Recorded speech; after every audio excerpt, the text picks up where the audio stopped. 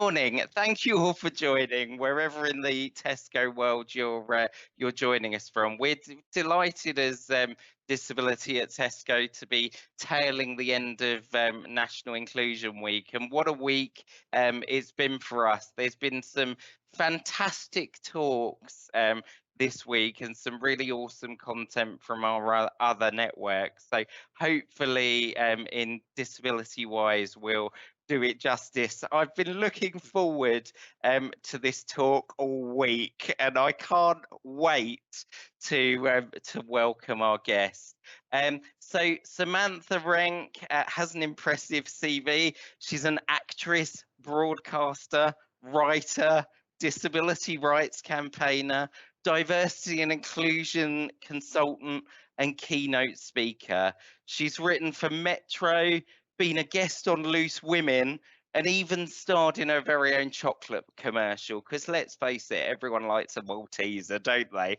She's going to bring a very unique take on being disabled, why disability isn't a dirty word, and why it's so important for companies like Tesco to be agents of change in the disability space. And without further ado, welcome, Sam. It's so good to have you with us. The virtual floor is yours. Please go ahead. Oh, you're on mute.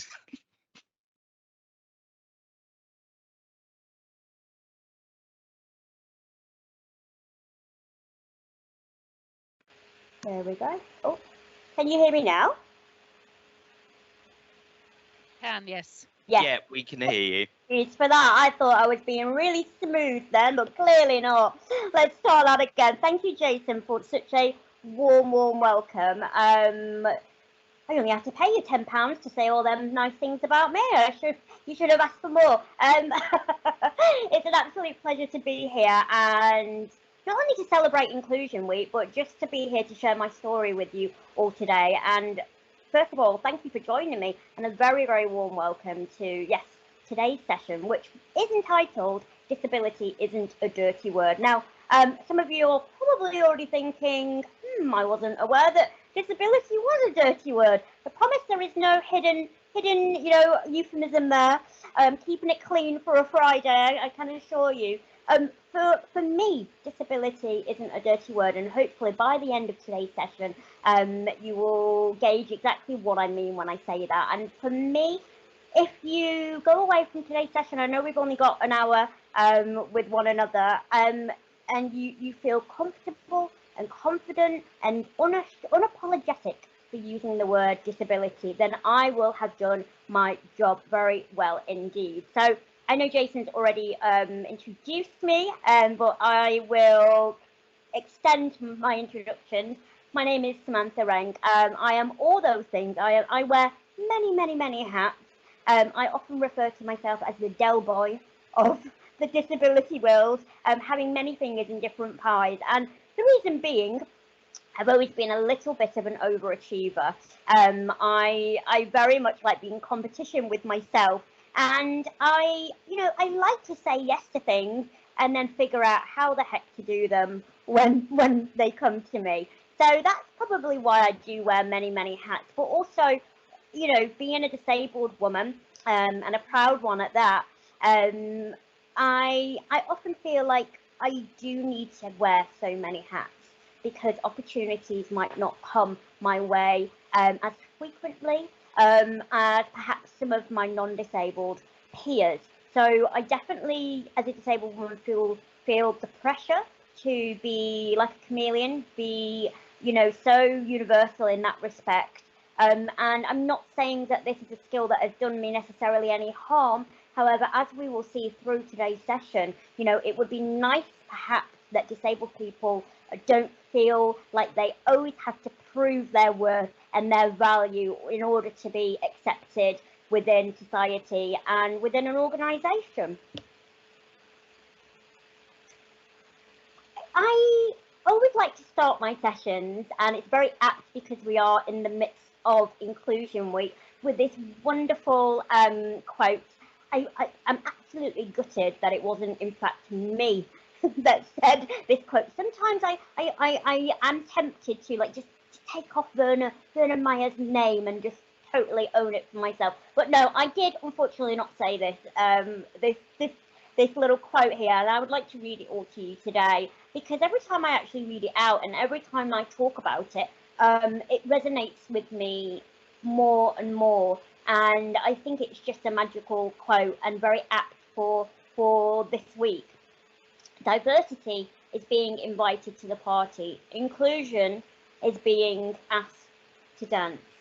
And I just want that to kind of hover over you all for a moment, kind of linger. I want you to absorb exactly what's going on there. I would like to slightly unpick it with you here today, because diversity is so important and so on topic, and I think we have so much to feel thankful for the Black Lives Matter movement, and we are, of course, in the midst of Black History Month. But what does diversity and inclusion mean when you have a disability? And I have a physical disability. I am a full-time wheelchair user. Sometimes I use a power wheelchair. Sometimes I use a manual wheelchair. But I am a full-time wheelchair user. And I think, you know, for me, diversity is obviously being asked to the party. And you can imagine I am normally the queen of the dance floor. But inclusion means, you know, is that venue accessible in terms of ramps? Have they thought about an accessible bathroom? Have they thought about a lift? Are there lower counters at the bar so I can, you know, get my obligatory gin and tonic? And these are all amazing, reasonable adjustments that, for me as a wheelchair user, are integral to me in order for me to maintain my independence, and also, more importantly, to have autonomy over my life, which is something that I feel extremely strongly about. However, disability has many faces. It comes in many guises, and we need to recognise that when we think about inclusion, because a ramp is wonderful for me. You know, I'd be lost without having a ramp. But for someone who's visually impaired, for someone who has a learning disability, a ramp is neither here nor there. So when we look at inclusion with regards to disability and through the disability community, we need to recognise that disability doesn't just look like someone like me. And we are sometimes, you know, kind of led down that path that disability is a wheelchair user. And, you know, we all see it when we go to the car park. We see that little iconic stick figure of the wheelchair. So I think, you know, we have been told over the years that disability only comes in one shape or size. And actually, what I'm asking you all to do today is, in order for you as an individual and as an organisation, we need to broaden how we view disability. And that starts with getting to know the community that is so rich and so incredible, if I may say so, and engaging with each and every one. And only through doing so can we truly be an advocate for the disability community. I used to be a high school teacher, but I won't be delivering any homework today. Although I'll have a word with Jason, and maybe we will give you some homework to do afterwards. But what I would want you all to do throughout today, and continue, you know, within your departments, or, you know, on your own within your families. This isn't just you know, have to stay within the organisation or the infrastructure that is Tesco's. You know, I want you all to have conversations with your family, your friends, your children, your grandchildren, because inclusion needs to, you know, be embedded in everything that we do. We need a cultural shift, and that's what we're really looking for. But, you know, I just want you to ask yourself, you know, what does inclusion mean to you? And I hope, after I just, you know, quoted Werner Meyers, that, you know, inclusion may have slightly altered just in these past few moments. But I definitely want you to, you know, keep challenging that. Keep asking yourself, what does inclusion mean to me? Before we get on to what I like to say, the lived experience part, because as you can tell, I really like the sound of my own voice. God has very, very generously blessed me with the ability to talk, and I am a northerner.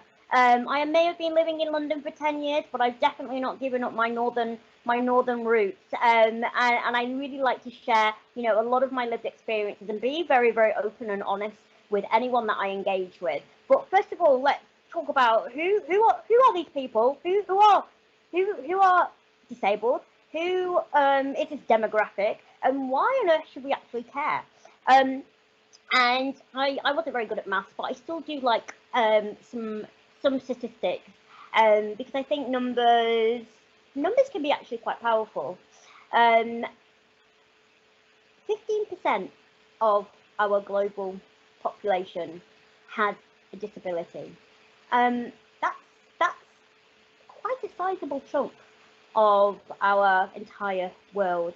We recently celebrated the Paralympics, and to coincide with the Paralympics was a campaign pioneered by an amazing organisation who you may already work with, the Valuable 500. I suggest you all go on Twitter and go onto social media and definitely engage with them and find out more about the Valuable 500. But they pioneered a campaign which saw all the landmarks globally, the Big Ben, Eiffel Tower, and so forth, light up in the honorary colour of the disability community, and that is purple. Now, I should really know why it's purple.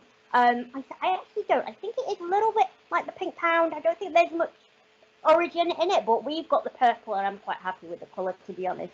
But the campaign, which was hashtag We15, really just wanted to recognise that, when we talk about disability, we're not talking about, the odd person here or there. We're talking globally about 15% of our world. Let's bring it a little bit closer to home, to the UK. Around 14.1 million people in the UK currently live with some form of disability or chronic illness. So it's about 20% of the population, if I've done my maths correctly. 1 in 5 of us has a disability. And I think this number always shocks people, again, for the reasons that I've just alluded to, and the fact that, we have this idea of what disability looks like. And whenever I say, like, 1 in 5 of us, working adults has a disability, normally when I'm in a room and not delivering a talk virtually, people start to shuffle on the chairs and kind of like look around, and they go, but I don't think so. I don't know anyone in my office with a disability. And the fact is, again, we need to understand that disability looks very different for individuals, and we need to recognise that not all disabilities are visible. Some of them are hidden.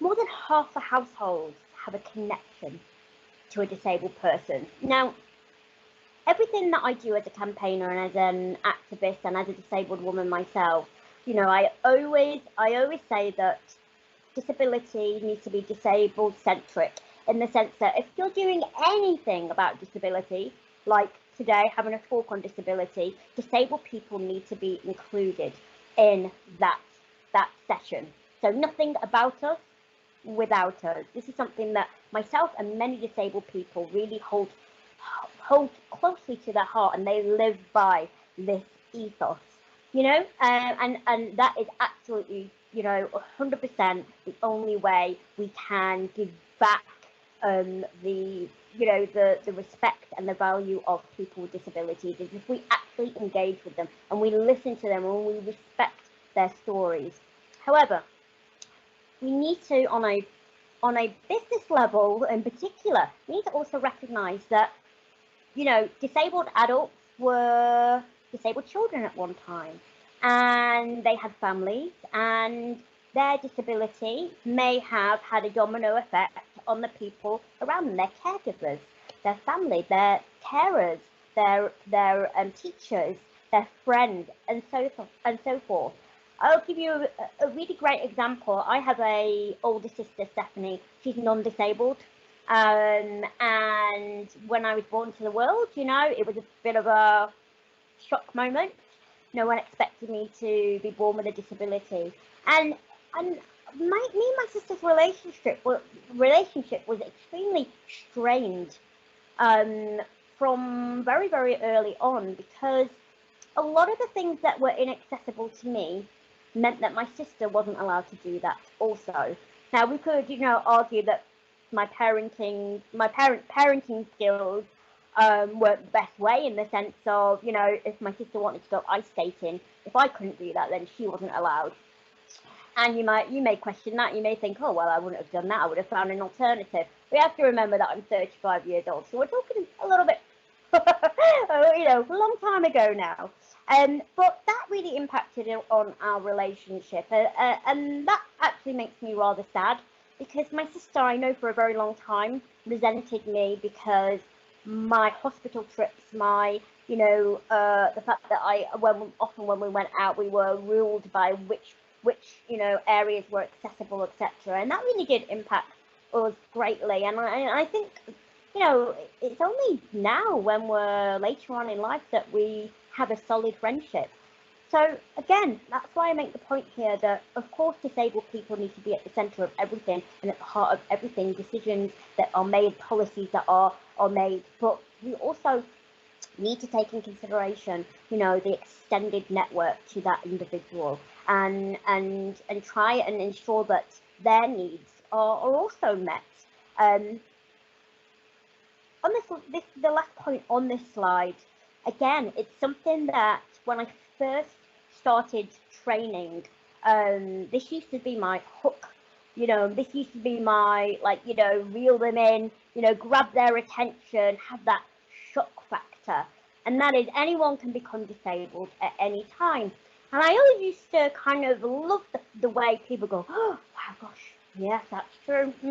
We now need to be a bit more mindful about disabled people, because actually I might become disabled myself. And the more I kind of used this as a shock factor, the more uncomfortable I felt saying it. Yes, it's true. Anyone can become disabled at any time, but it shouldn't take for something to impact you personally or your family personally for change to occur. We should be thinking about others, irrespective of whether or not, they directly impact your life, your existence, your happiness, your joy.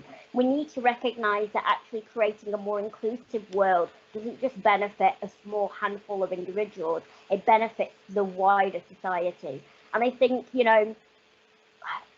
can make of that what you will. You can, go away from today and go, I need to be more conscientious about disability and more aware of disability, because do you know what? Who knows? We've just been in a global pandemic. We now recognise that things can change on a dime. We can be healthy one minute and be caught off guard the next minute, and that, no judgment here if that's what you want to take away from today, and as long as you're doing right by the disability community. But I do really want to emphasise that it shouldn't take me to say something so dramatic for you to take responsibility and engage and hold your hands up and go, we need to do more. We are indeed the fastest growing minority. Sounds a bit of a contradiction, doesn't it? But we are the fastest growing minority, but why? Why are we? So we looked at the global percentage, 15%, but that is rapidly increasing, and some of the reasons are, and there are more than I've identified, but the core reasons for this this surge in disability are an aging population. So we have the ability now through medical advancements to ensure that people live much longer than they once did. Fantastic. Hurrah. I mean, it's great. I love life, and I want to be around for as long as I possibly can. However, with this growing population, we may then incur, whether that be for a short time or indefinitely, a disability. An example would be Parkinson's, Alzheimer's, dementia, or even something like a hip that's gone a little bit, and you might need a hip or a knee replacement. So our aging population is a joyous thing, but it's also a real concern. And speaking to, Age UK, this is something that I am also passionate about, because I campaign a lot for accessible homes, because a lot of homes in the UK just don't meet the basic requirements for accessibility. And my argument again is, look, we've got this wonderful aging population, but their homes are not catered for them. It means that they might not even be able to access their bathroom upstairs anymore, or their bedroom upstairs. So I really push for. I do a lot of campaigning in Parliament to really push for more accessible homes in the future, so that all new homes meet a criteria, which unfortunately they're not doing at the moment. We're also talking much more about mental well-being and mental health. I have a physical disability, but I also have a hidden disability. I have PTSD, post-traumatic stress disorder, and that's come from a number of bad falls, a number of operations that have gone not so right, and so forth. I also struggle with anxiety, again for the same reasons, and I have in the past struggled with depression. And if you look at the definition of disability, which under the Equality Act of 2010, it clearly states that people are disabled if their impairment, or their hidden impairment or chronic condition impacts them on a daily basis. So it stops them doing things that they would regularly do. And I would actually say that although I do have a physical disability, my anxiety stops me more than my wheelchair, and the fact that I use a wheelchair more than anything else. My anxiety can be all-consuming and really stop me from even going out of the house sometimes. We are talking more about mental well-being. There is less stigma, and I think social media is, for all its woes, for all its negativity and so forth, I do believe that social media is an amazing platform, particularly for disabled people who have maybe not been given an opportunity or a voice, that they can talk about their lived experiences without feeling censored or without feeling unheard. And that it includes talking about mental well-being. And I think in recent years we've also destigmatized mental health amongst men, which is a really big thing that we really still need to work on. And then finally, medical advancements. This can work both ways. If I were born 50 years ago, I have quite a severe form of my condition, and I may not have survived. And medical advancements and intervention has meant that I am living a happy life, a full life. So it means, again, we are seeing people who are born with a disability, living happy and rich lives, whereas they may have not had that opportunity without intervention.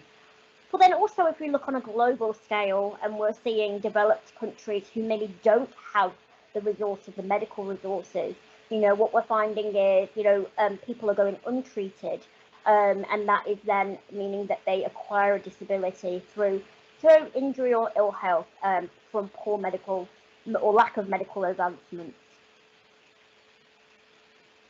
Whenever I talk about disability, it would be rude for me to not mention something called the purple pound.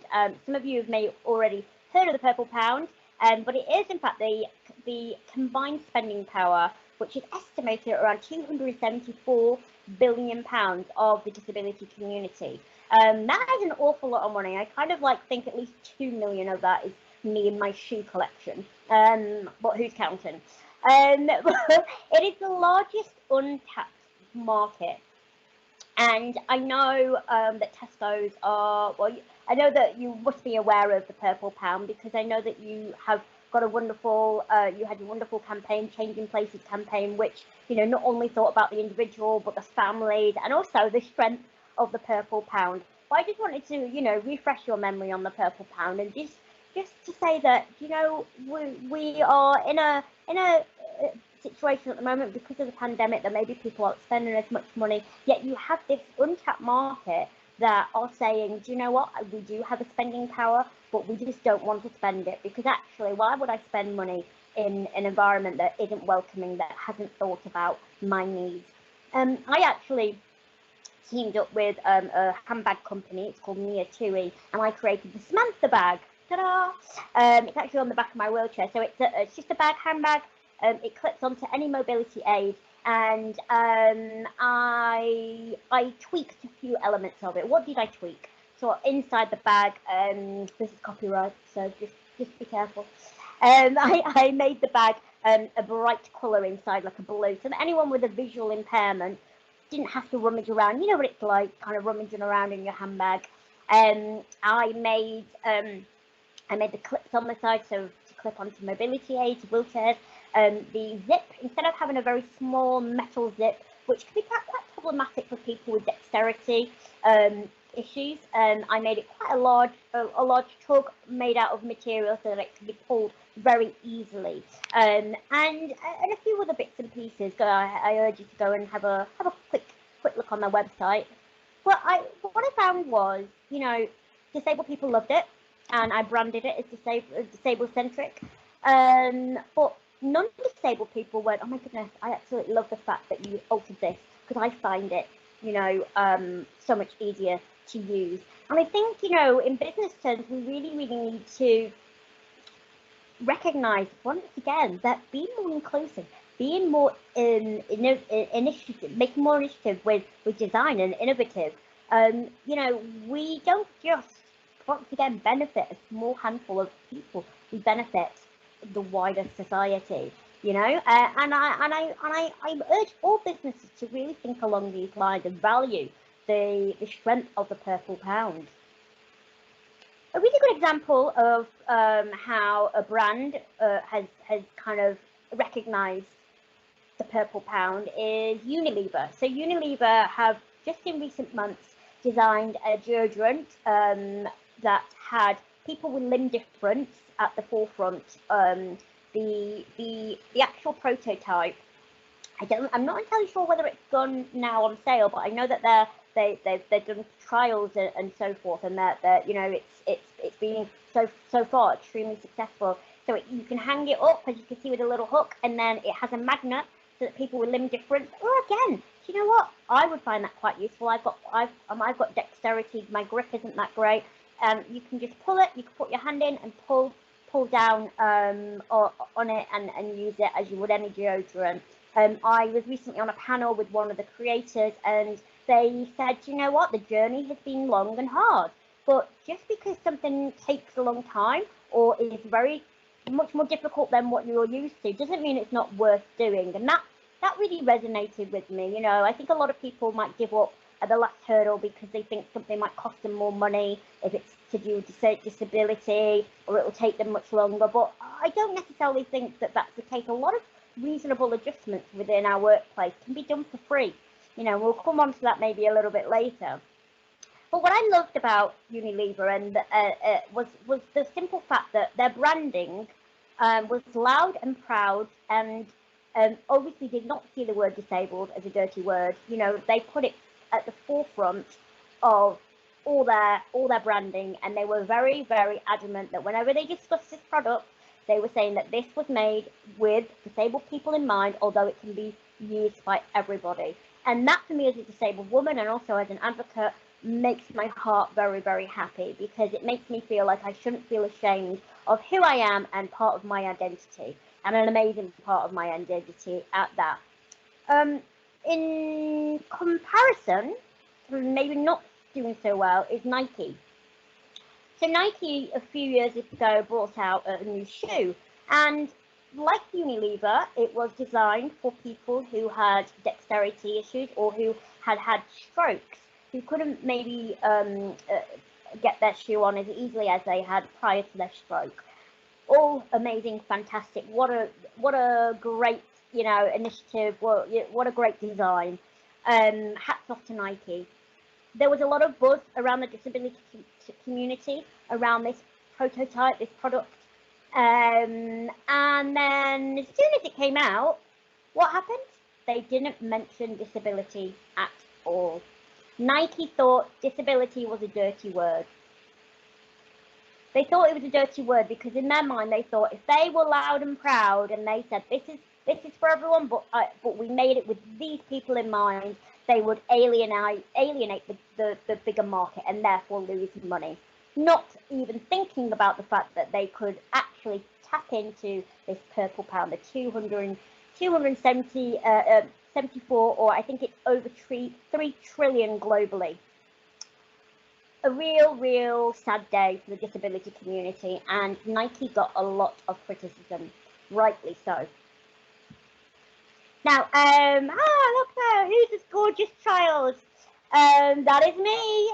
This is probably when you're all going, oh, what a darling, and probably also saying, oh, what happened? She was so cute.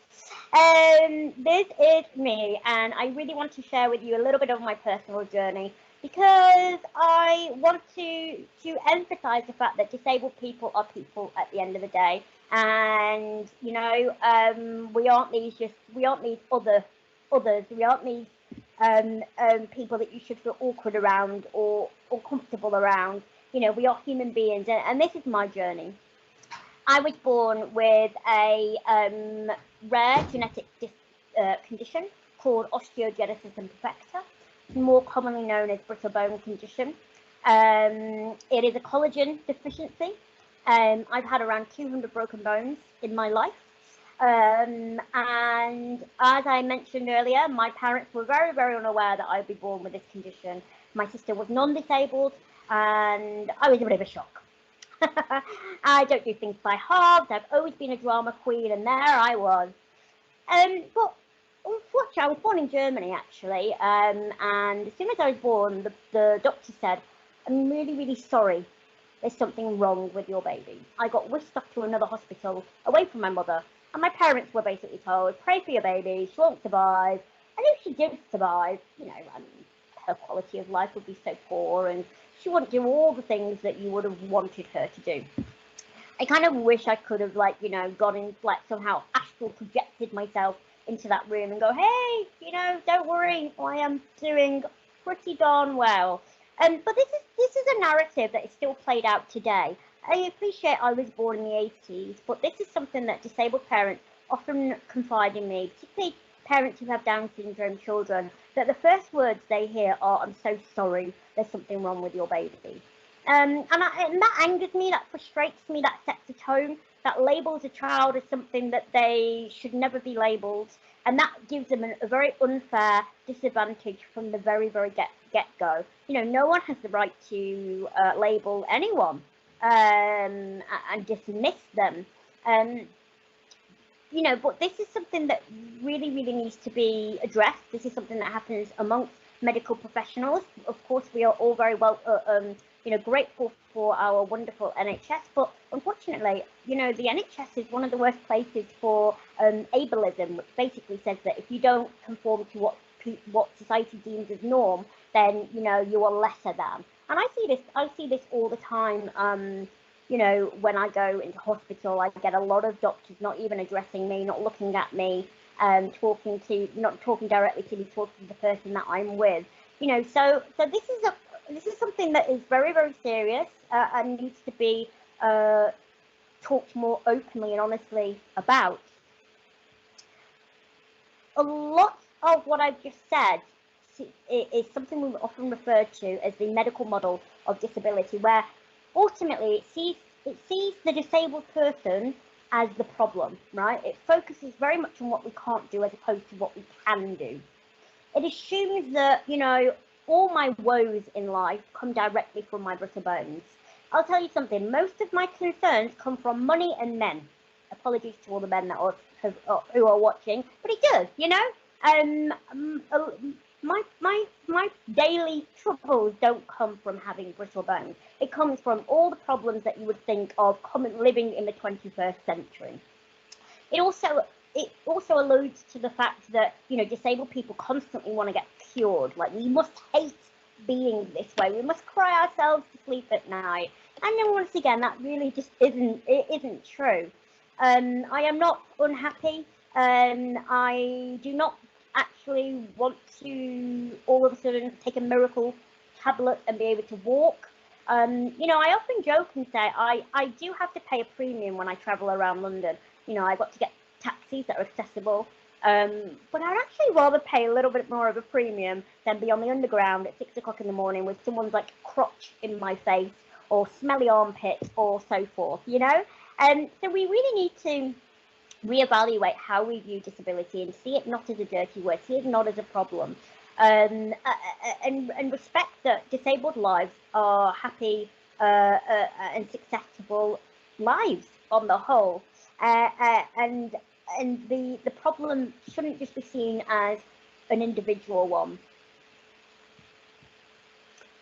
When I go back to the being cured, I hope you're not squeamish, but these are two X-rays of myself. So when I talk about being cured, I want to be very, very clear. Obviously, I've had medical intervention. This X-ray of my spine. I had a spinal fusion, 12-hour operation because my spine was curving and I needed to be straightened out because it was actually crushing my heart and lungs. And the doctors didn't give me long to live. They said if I made it to 40 years old, that would be, you know, a good life. And I'm 35 now. That scares the heck out of me.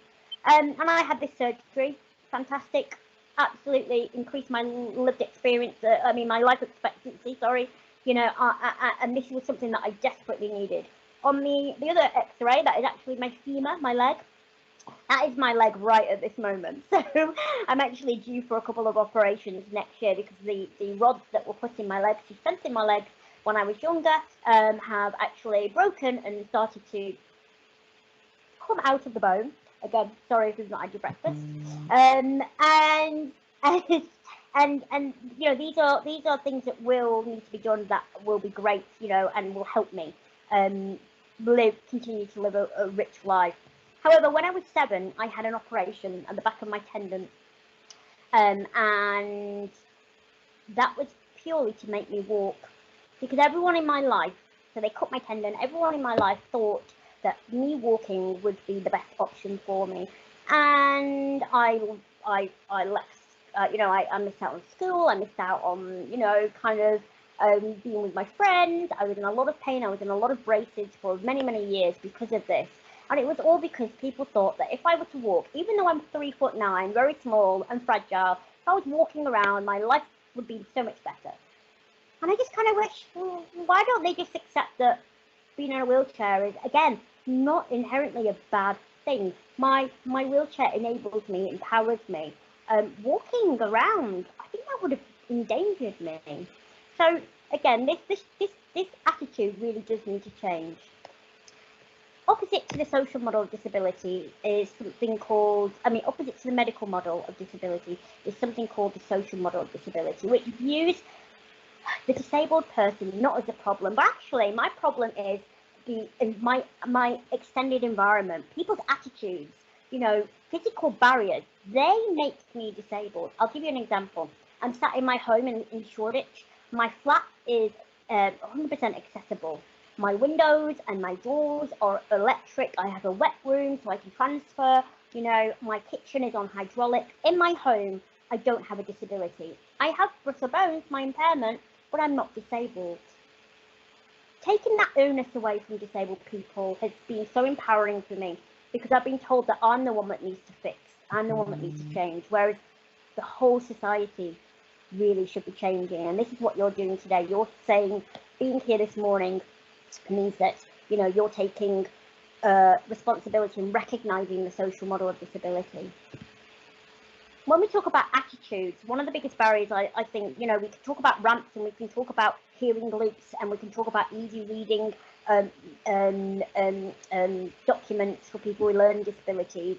I feel like a lot of these reasonable adjustments can be done pretty low cost and pretty easily, as long as you know where, you know, who to engage with. But attitudes are the biggest barriers I personally face. And that is, non-disabled people think that disabled people live very differently and they don't face as much prejudice or discrimination as they actually do. This is something that we refer to as the disability perception gap. And why is that dangerous? That's dangerous because actually, if you're shocked by when someone tells you about their disabled lived experience and you might not believe them, then you might not be willing to help fight for change. A good example would be the wheelchair I'm in at the moment costs £4,500. My electric chair costs £9,000. I didn't get any financial help from the government for either of these chairs. You know, I had to pay for them myself. Luckily, the power chair, the Brittle Bone Society, a charity, independent organisation, helped fund it. Well, my manual chair, I paid for that myself. And people are shocked. People are like, wow, didn't realise you had to pay for that. And that is when disabled people, you know, kind of really struggle because they're saying, actually, there's so much more we need to do, but we've not got that allyship, and we need that allyship. So what can you do? Be respectful. Don't think that you know someone's disability better than they know themselves. People always say to me, why don't you just eat some more cheese, Samantha? You've got brittle bones. Because if you eat more cheese, get a baby bell, and you'll be fine. You'll be walking in no time. This is something called disability splaining. You've heard of mansplaining. Also, respect how people want to identify. You know, not everyone wants to identify as being disabled because their journey, they might have internalized all this negativity and don't feel comfortable with that because they think they're going to be judged. They think that if they say that they're disabled, that they're going to be treated differently. Don't give unsolicited advice. You know, listen.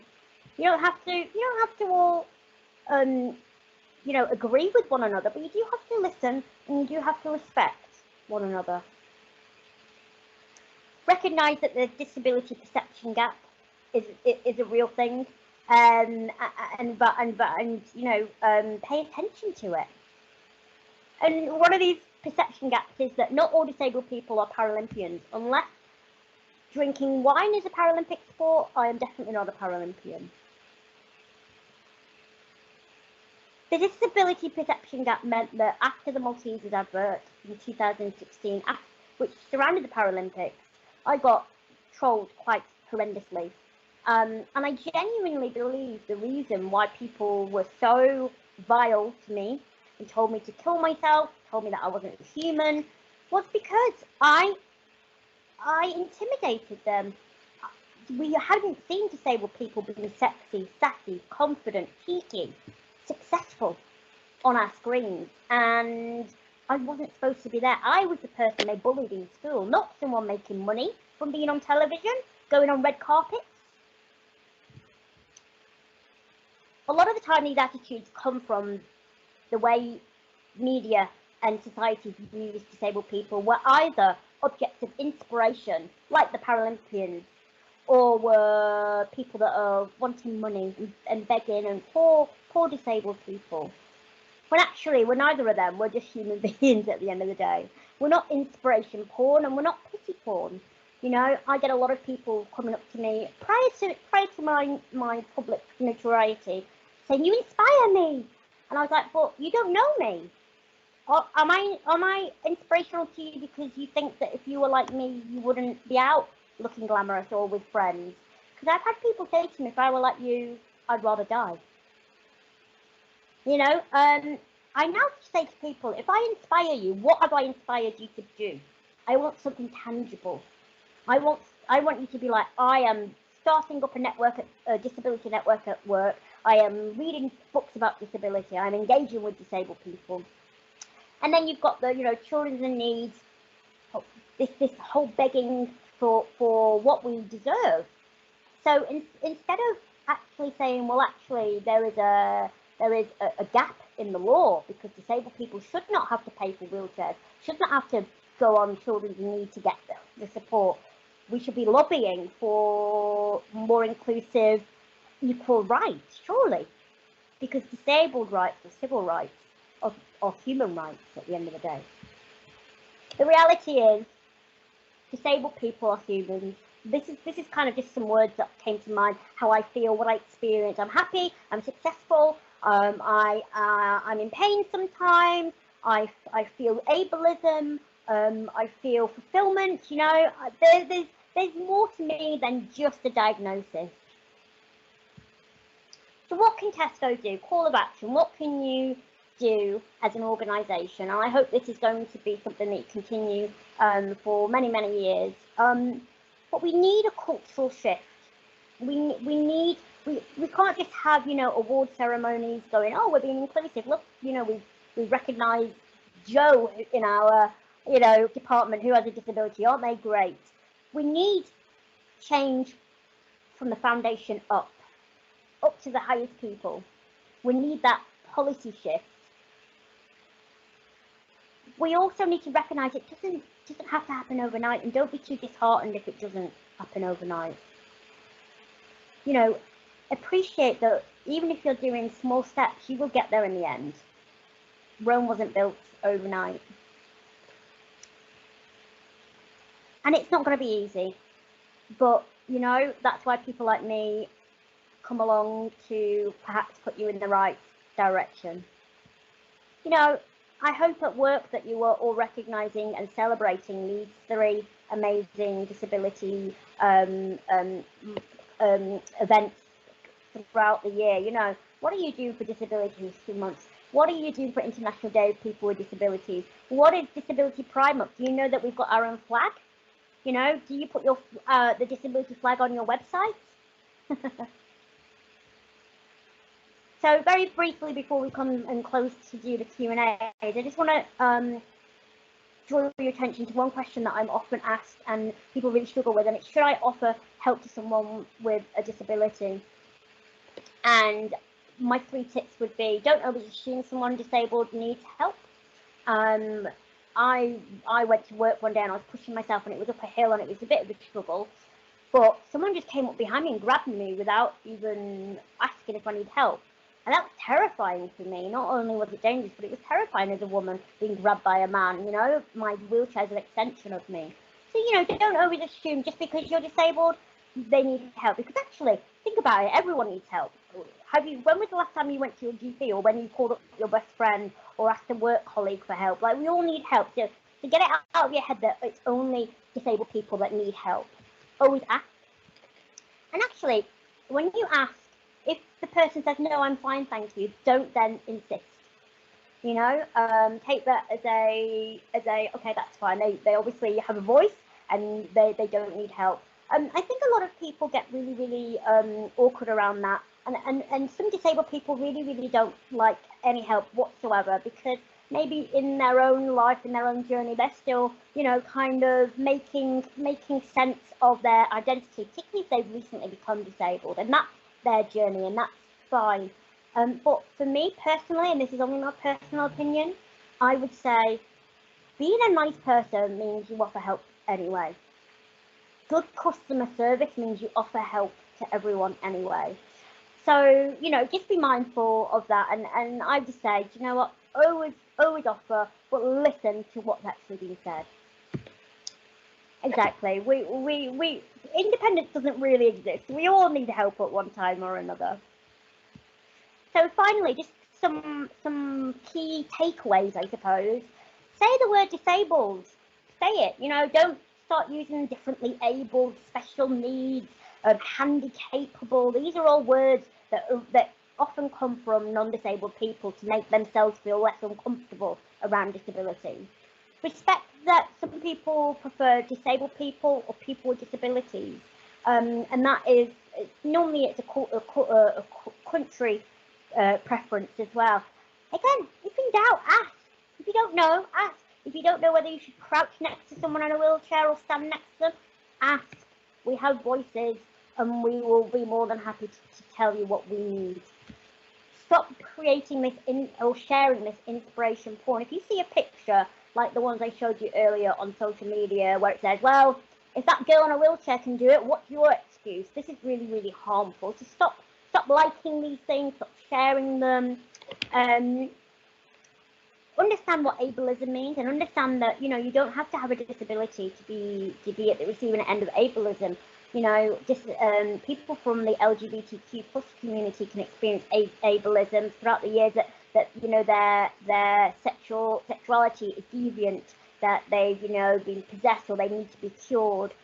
Women that perhaps can't conceive naturally can experience ableism because they're seen as lesser women. So again, familiarise yourself with the word ableism. Avoid being condescending and thinking you know someone's disability more than they do themselves. Listen to them. And also accept that we all have unconscious bias. Accept that, you know, years and years and years of people telling us one thing about disability has meant that we've all internalized these stereotypes. And don't become too annoyed, or, you know, let your ego get in the way when someone says, actually, that what you said didn't upset me, or that was offensive. You know, don't go, well, I get this a lot. Well, we can't say anything anymore. Well, you know, I hate being told what I can and cannot say. It's not about that. When people who are marginalized say, actually, I'm sick of being treated differently, this is how you can remedy that. Don't become defensive, you know, don't let that ego get in the way. Listen and accept that we can all relearn. Targeted universalism is a very, very fancy word for basically saying that we should all be reaching for policies on a universal scale. We all believe in equality, but we all have to recognise equity. We all have to recognise that actually, yes, everybody should be treated the same, but everybody has individual needs too, and they need to be recognised. So just a takeaway, I'm not going to read all this to you again. For your colleagues and for your HR and your team leaders, you know, these are the key points that I do want you to take away. Very much what I've already covered. These resources will be here for you after my presentation, so no need to be scribbling things down frantically.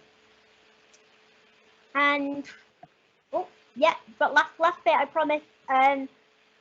These two programs and the book, please go away and, you know, perhaps watch them, read them, and do a little bit of homework yourself. I know that we are nearly up for time, so I will stop talking now and say nothing about us without us. And if anyone has any questions, I welcome you all, and thank you for being so open to learning about disability, and I thank you. Great stuff, Sam. Thank you so much for joining us. Just looking at the chat, so pulling out a few comments. Fiona says, thank you for taking the time today to share a bit more about your life and journey. I have a daughter who has cerebral palsy who's currently making a mark on the modelling world. Oh, I yeah. hope that one day she'll be as forthright and sassy as you. Thank you.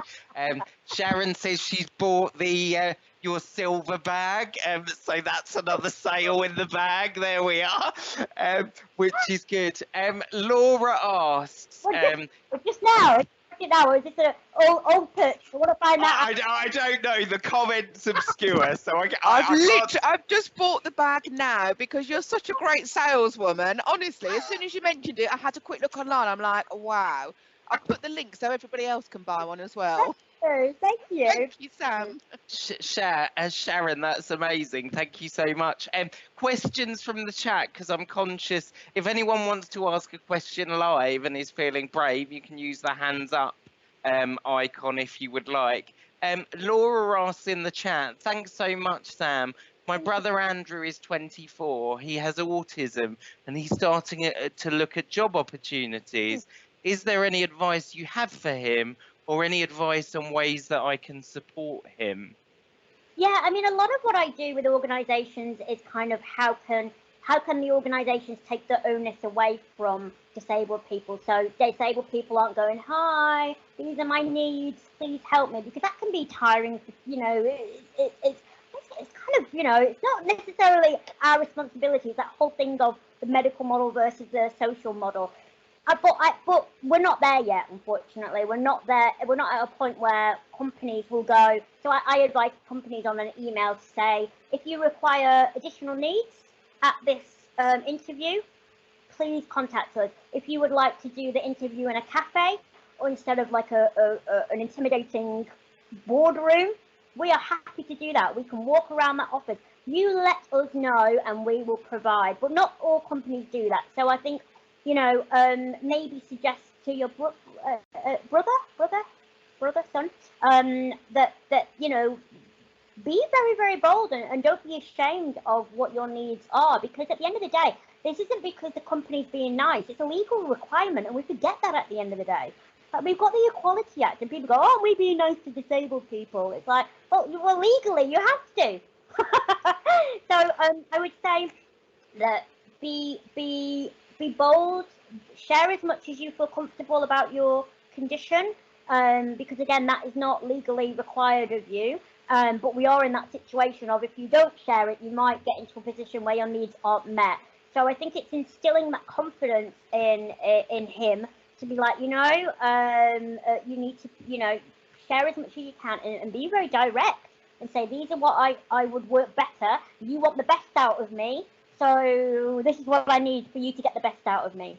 Great stuff. Thanks for that, Sam. I'm just going to come to Rachel Bennett's question, because she's asked a really good question for Tesco.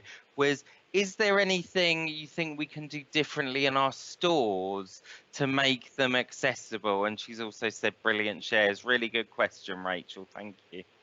Yeah, I mean, do you know, I've not been, because I live in London, I've not been into like biggest, I call them big stores.